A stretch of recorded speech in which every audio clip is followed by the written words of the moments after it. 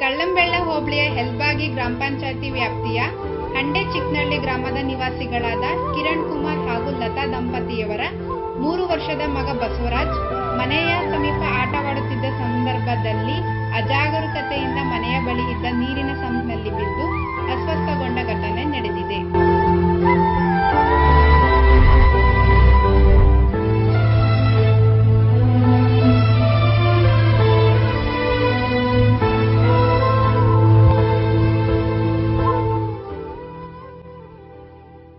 ಮಗುವಿನ ಸ್ಥಿತಿ ಗಂಭೀರವಾಗಿರುವುದನ್ನು ಗಮನಿಸಿದ ಪೋಷಕರು ಹಾಗೂ ಸ್ಥಳೀಯರು ತಕ್ಷಣವೇ ಮಗುವನ್ನು ಕಳ್ಳಂಬೆಳ್ಳ ಸರ್ಕಾರಿ ಆಸ್ಪತ್ರೆಗೆ ಕರೆದುಕೊಂಡು ಹೋಗಿದ್ದಾರೆ. ಆಸ್ಪತ್ರೆಯಲ್ಲಿ ಕರ್ತವ್ಯ ನಿರ್ವಹಿಸುತ್ತಿದ್ದ ವೈದ್ಯರಾದ ಡಾಕ್ಟರ್ ರಮೇಶ್ ಅವರು ತುರ್ತು ಚಿಕಿತ್ಸೆ ನೀಡಿ ಮಗುವಿನ ಪ್ರಾಣವನ್ನು ಉಳಿಸಲು ಶ್ರಮಿಸಿದ್ದಾರೆ. ತಕ್ಷಣದ ಚಿಕಿತ್ಸೆಯಿಂದ ಮಗುವನ್ನು ಪ್ರಾಣಾಪಾಯದಿಂದ ಪಾರಾಗಿದ್ದು, ಇದೀಗ ಆರೋಗ್ಯ ಸ್ಥಿತಿ ಸ್ಥಿರವಾಗಿದೆ ಎಂದು ತಿಳಿದು ಬಂದಿದೆ.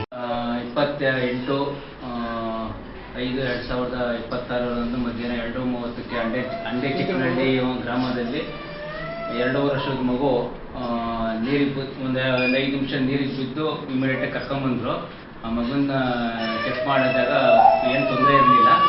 ಹಾರ್ಟ್ ಬೀಟ್ ಎಲ್ಲ ನಾರ್ಮಲ್ ಇತ್ತು, ಮತ್ತು ರೆಸ್ಪಿರೇಷನ್ ನಾರ್ಮಲ್ ಇತ್ತು, ಸ್ಯಾಚುರೇಷನ್ ನಾರ್ಮಲ್ ಇತ್ತು. ಈ ಮಗುವನ್ನು ಕ್ಲೀನಾಗಿ ಎಲ್ಲರೂ ಹುಷಾರಾಗಿ ನೋಡ್ಕೊಬೇಕು, ಜಾಗೃತರಾಗಿ ಮನೆಯಲ್ಲೇ ಕ್ಲೀನಾಗಿ ನೋಡ್ಕೊಬೇಕು. ಆಟ ಆಡೋಕ್ಕೆಲ್ಲ ಆಚೆ ಕಡೆ ಬಿಡಬಾರ್ದು. ಆಚೆ ಬಿಟ್ಟರು ಹೊರಗಡೆ ಜೊತೆಲಿರ್ಬೇಕು, ಮಗು ಜೊತೆ. ಡಾಕ್ಟರ್ ರಮೇಶ್ ಅವರ ಸಮಯ ಪ್ರಜ್ಞೆ ಹಾಗೂ ಮಾನವೀಯ ಸೇವೆಯನ್ನು ಸ್ಥಳೀಯರು ಮೆಚ್ಚುಗೆ ವ್ಯಕ್ತಪಡಿಸಿದ್ದು, ಪೋಷಕರು ವೈದ್ಯರಿಗೆ ಹಾಗೂ ಆಸ್ಪತ್ರೆಗೆ ಕೃತಜ್ಞತೆ ಸಲ್ಲಿಸಿದ್ದಾರೆ. ಈ ಘಟನೆ ಮಕ್ಕಳ ಮೇಲೆ ಪೋಷಕರು ಹೆಚ್ಚಿನ ಗಮನ ಹರಿಸುವ ಅಗತ್ಯವಿದೆ ಎಂಬುದನ್ನು ಮತ್ತೊಮ್ಮೆ ನೆನಪಿಸಿದೆ. ವರದಿ ಬೆಂಚೆ ಮಂಜು.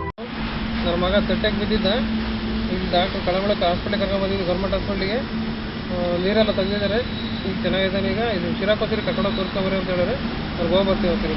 ಪಾಪು ಹೆಸರೇನು? ಪಾಪು ಹೆಸರು ಬಸವರಾಜ್ ಅಂತಾನೆ. ನಿಮ್ಮ ಹೆಸರು? ನಮ್ಮ ಹೆಸರು ಕಿರಣ್ ಕುಮಾರ್ ಅಂತ. ನಿಮ್ಮ ಮಿಸ್ಸಸ್ ಹೆಸರು? ಲತಾಮ್ಮ.